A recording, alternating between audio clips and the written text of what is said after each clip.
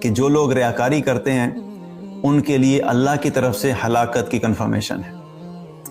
اللہ تعالیٰ نے قرآن میں فرمایا فَوَيْلٌ لِّلْمُصَلِّينَ الَّذِينَ هُمْ عَنْ صَلَاتِهِمْ سَاهُونَ الَّذِينَ هُمْ يُرَاءُونَ، ہلاکت ہے ایسے نمازیوں کے لیے جو اپنی نمازوں سے غافل ہیں اور کیا کرتے ہیں؟ اور ریاکاری کرتے ہیں۔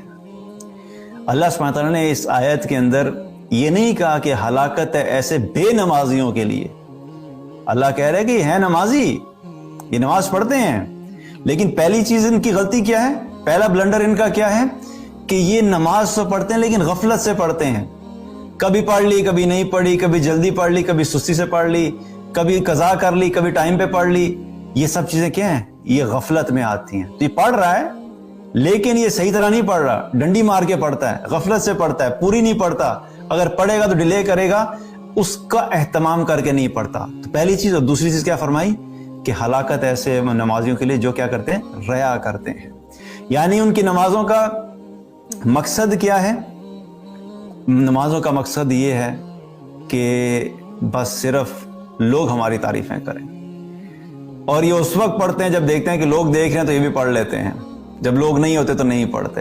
دوستوں کے ساتھ بیٹھے ہوئے ہیں، سارے دوست اٹھ کے نماز پڑھنے کے لیے اٹھے تھے، اس نے کہا بھئی اگر میں نہیں پڑھوں گا تو بڑی شرمندگی کی بات ہے، اچھا نہیں لگے گا کہ میں رک گیا ہوں، تو میں بڑا عجیب سا لوگوں، تو چلو میں بھی ان کے ساتھ پڑھ لیتا ہوں۔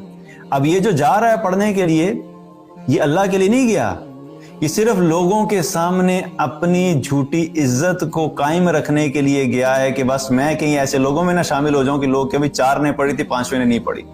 تو یہاں پہ بھی کیا ہوا؟ سوچ میں لوگ تھے۔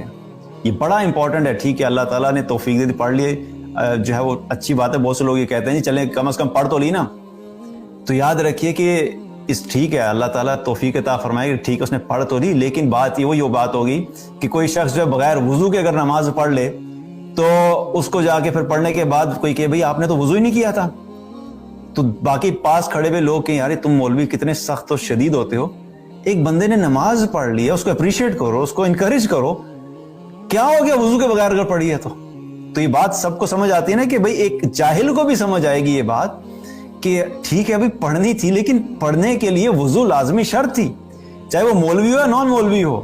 ہر بندے کو یہ بیسک رول تو پتا ہے کہ نماز کے لیے وضو لازمی شرط ہے۔ اب اگر کوئی بغیر وضو کے نماز پڑھ لے گا اور اس کو یہ بتایا جائے کہ دیکھیں آپ نے نماز تو پڑھی لیکن وضو ہی نہیں تھا، آپ نے نماز کیسے پڑھی، کیا اس کی نماز ہو جائے گی؟ تو اس کو نہ بتانا اس کے ساتھ زیادتی ہوگی۔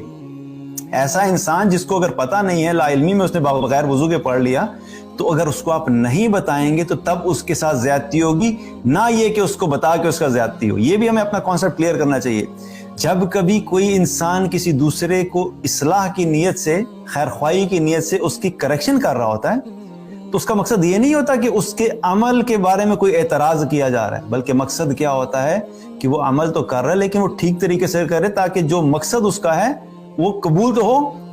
لیکن جس عمل کے اندر ریاکاری ہے اور وہ کئی سال سے ریاکاری کے ساتھ عمل کیے جا رہا ہے، اگر اس کی اصلاح نہیں کریں گے تو اس کا نقصان کیا ہے کہ وہ اس بیچارے کی اتنے سالوں کی محنت وہ ضائع ہو رہی ہے۔ اس کو بتانے کی ضرورت ہے کہ دیکھو آپ یہ محنت تو کر رہے ہو، بہت اچھی بات ہے، لیکن اس کے اندر یہ کریکشن کرو کہ آپ اپنی نیت ٹھیک کرو، کیونکہ 2 چیزیں اگر کسی عمل میں نہیں ہیں تو اللہ کے ہاں اس کی کوئی قبولیت نہیں ہے۔ ایک عمل کے اندر اخلاص کا ہونا، وہ عمل صرف اللہ کی خاطر ہونا چاہیے، کسی اور کی خاطر نہیں ہونا چاہیے، اور دوسرا عمل کا سنت کے مطابق ہونا۔ نمازی کی اگزامپل لے لیں، کوئی شخص کہ جی میں پڑھتا تو اللہ کی رضا کی خاطر ہوں، لیکن جب میں پڑھوں گا تو میں اس میں ترتیب اپنی مرضی کی فالو کروں گا، میں پہلے قیام نہیں کروں، کیونکہ سجدہ جو ہے وہ سب سے محبوب ہے اللہ تعالیٰ کو، اور انسان جب سجدے کی حالت میں ہوتا ہے تو اللہ کو محبوب ہوتا ہے، حدیث میں آتا ہے۔ تو میں یہ کروں گا کہ میں نماز شروع سجدے سے کروں گا، بعد میں قیام پہ آؤں گا، تو میں سٹیپس تو سارے پورے کروں گا لیکن میں ان کی ترتیب چینج کر دوں گا، تو یہ کیا ہوگا؟ کیا یہ نماز قبول ہو جائے گی؟ تو جو طریقہ ہمیں سنت کے مطابق نماز میں پتہ لگتا ہے، ہم نے طریقہ بھی سنت سے لینا ہے۔ ہر عمل کے اندر ان 2 چیزوں کو لازمی چیک کرتے رہا کریں اپنے ہر عمل میں، ایک تو اللہ کی خاطر ہونا چاہیے اور دوسرا وہ عمل جو ہے وہ سنت کے مطابق ہونا چاہیے۔ دونوں بنیادی شرائط ہیں کسی بھی عمل کے قبول ہونے کے لیے۔ باقی اللہ سبحانہ تعالیٰ اپنی شان سے اور اپنی رحمت سے کسی کو زیرو پہ بھی پاس کر دے تو یہ تو اللہ کی قدرت ہے، لیکن جو ہمیں اصول بتایا گیا ہمیں اس کو جو ہے فالو کرنا ہے۔ تو پہلی چیز کیا ہے کہ ریاکاری اور دکھاوے کا نقصان کیا ہے؟ اللہ کی طرف سے گارنٹی ہے کہ ایسے لوگوں کے لیے ہلاکت ہے۔